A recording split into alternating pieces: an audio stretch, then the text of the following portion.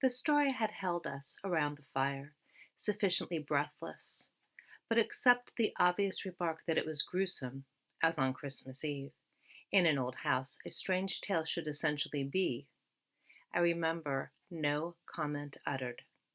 The case, I may mention, was that of an apparition in just such an old house as had gathered us for the occasion, an appearance of a dreadful kind. Henry James, from The Turn of the Screw.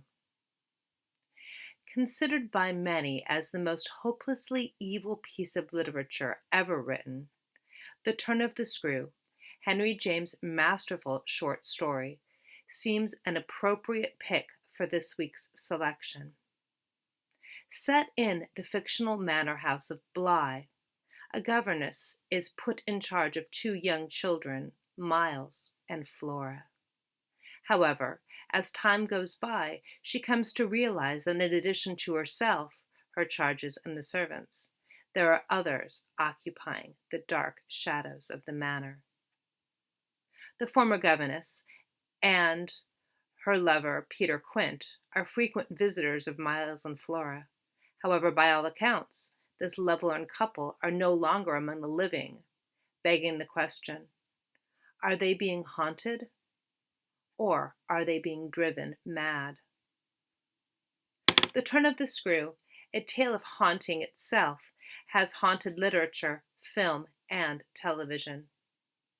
Its adaptations include a prequel play and film entitled The Innocents, and a Netflix miniseries, Bly Manor. Just as the work itself transcends media, so too James himself, a famously transatlantic author. James was born in New England to a wealthy and distinguished American family. From 1845 to 1855, the author resided in the United States, and during this time he came to know Ralph Waldo Emerson, Washington Irving, and William Makepeace Thackeray. While his formative years as a man and an author were spent in the USA, his most famous short story was written while living in England.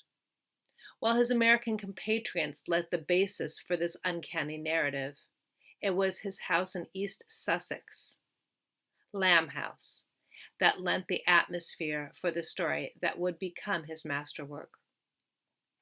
According to a review published in The New Yorker, The Turn of the Screw may be the most claustrophobic book I've ever read.